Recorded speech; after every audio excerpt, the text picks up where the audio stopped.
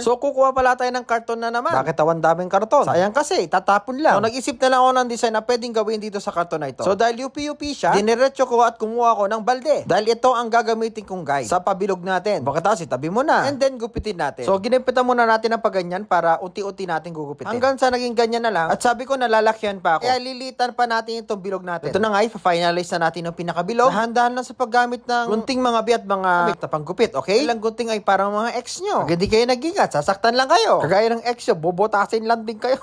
Bakit naman bubutasin? Ay nako, yung karton yung bubutasin natin mga big. Tapos kumuha ko ng masinjana. Sasabihin niya naman, pampatay itong dahon na to. Hindi nga pampatay yan. Iti-twist-twist natin ganyan yung design. Oh, yun. So gagamit lang tayo ng glue gun. Tapos ididikit-dikit lang natin na ganyan. So, balot-balot mo lang. Bali, ang ginawa ko pala dyan mga big, tinanggal ko pala yung pinakamatigas sa part ng masinjana. Oh, yan. Ganyan yung bilog. Design yan, wag hindi pampatay. Okay? Pangkasal nga.